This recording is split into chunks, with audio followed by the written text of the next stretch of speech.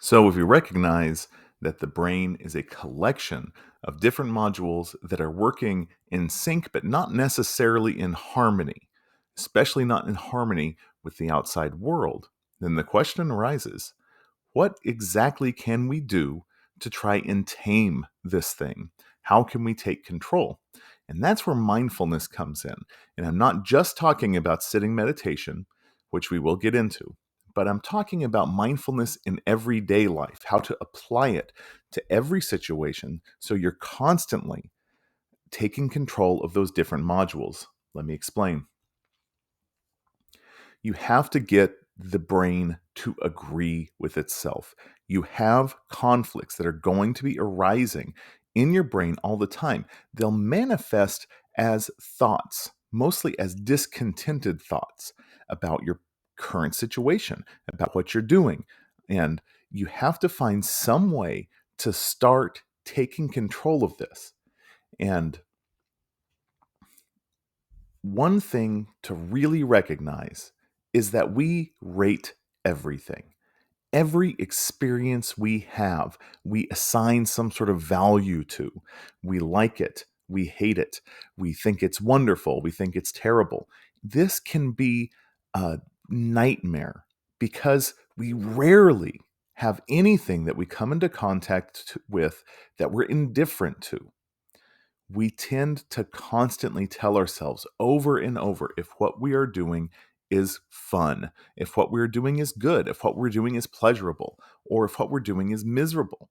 Think about all the different activities that you have during the day that you have to do in order to keep things going, the dishes, the laundry, cooking, your job.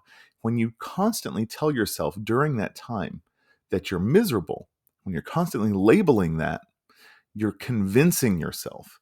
And this is coming up again because of the conflict happening between these different parts of your mind and the directions that it wants to go.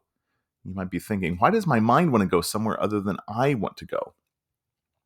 Well, the Hindus have a fantastic ancient metaphor for this.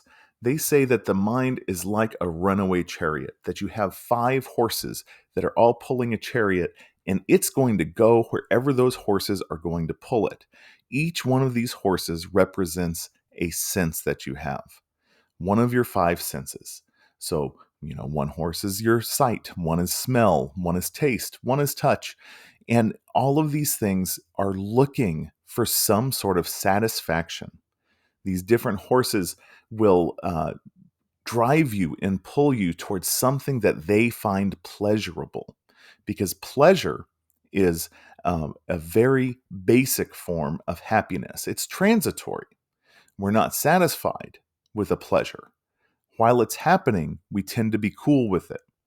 And if you're doing nothing but seeking to pleasure those senses, then what's going to happen is when you try and direct your actions during the day, those different senses are going to be telling you what a bad time you're having by not indulging what they want to go. So we've got to control these horses. We've got to grab these reins and take control and point them in the direction that we want to go without that conflict.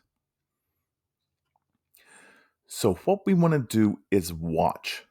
The very first step to mindfulness is watching what you're doing, watching the way you're thinking, noticing how much you label things, noticing the times that you say you love something, the times that you say you hate something. And I'm talking about verbally there.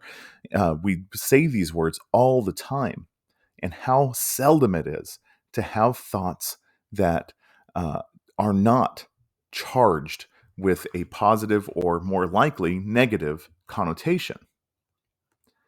So you don't want to judge the things that you're doing. You have to do the dishes. You have to do the laundry. You have to do a million different tasks during the day. Can you do it and just watch yourself perform them? Can you take away the power of these senses of telling you how this is unenjoyable and just observe it? Now, I'm not saying distract yourself. I like listening to audiobooks when I'm doing something, sure, but not as a distraction, because the distraction really isn't going to help. Distracting is engaging with your dissatisfaction with something. So try doing things without judging. You could start with just going for a walk and not judging your experience during that walk. And if you're like me and you have to wash dishes, you have to put away laundry every day, then you can practice there, because your mind is always trying to get your attention, is what you'll find.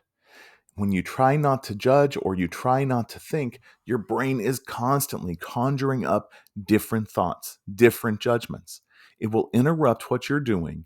And even if to just get your attention, to just be able to say, oh, look, I'm not thinking of anything. Aren't I doing a great job? Oh, wow, it sure is hard not to think of stuff. And this is anxiety. Again, our ancestors were anxious people. They had anxiety built into their genetics, and we are still holding on to these things. So, this is where we get to sitting meditation. Of course, a lot of us associate sitting meditation with Buddhism these days, because that's probably the form of which that we're most familiar with. But literally every spiritual belief system has involved some form of sitting meditation.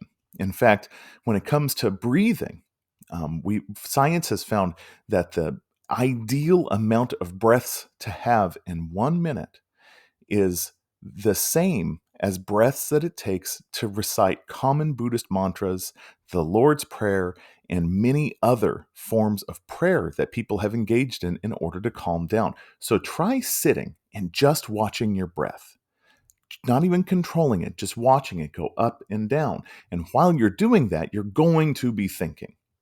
And what I want you to do when you're thinking is just to observe the thoughts. Just watch them come and watch them go. When you engage a thought, when you fight with a thought, this is exactly what the thought is looking for. This is how it takes over. If you've ever seen two kids, maybe your own kids, argue over something, and they fight over something stupid and meaningless, and you just want to tell them, all you have to do is stop fighting, and this won't be a problem anymore. All you have to do is step back. That's what your thoughts are doing. They're needling at you. They're pushing your buttons. So what you do at the very most is just label them. Just notice what they are. This is planning. This is worrying. This is fantasizing.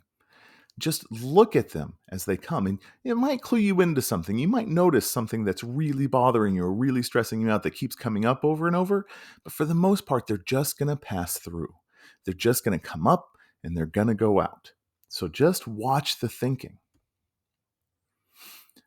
And then in your regular life, you want to incorporate this. You want to incorporate your ability to watch those thoughts. You want to be able to rein in your senses and be present to your actions.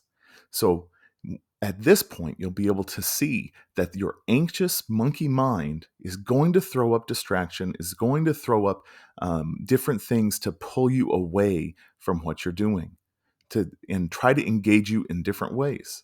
But since you've sat and since you've watched it, you can put a little wedge between yourself and the thoughts. Just put a little space there and start to notice that you don't have to make knee-jerk reactions to everything. That with that little bit of space there, it gives you a little bit of time to consider what you're doing, what you're saying, what you're thinking, and then you get to be more present to yourself, to be more alive to what you want to do in your life. And then you need to practice. We keep practicing. I stress that lots of this practice can be done in your everyday life, but it's a good idea to set aside some time for sitting meditation. And people always ask, how long does it have to be? Well, science actually has an answer for that. About 20 minutes a day. 20 minutes a day is going to make a very big uh, difference in the way that your brain processes its own thoughts and in your own ability to start separating your mind from the thoughts that it has, and to stop regarding them as the natural version of your experience, to stop seeing your thoughts as how you're metabolizing the world, and to start to notice that this is anxiety surfacing. This is anxiety due to those conflicts that are always happening inside your mind. And once you can start incorporating this, you can start to make much bigger, more intentional changes in your life.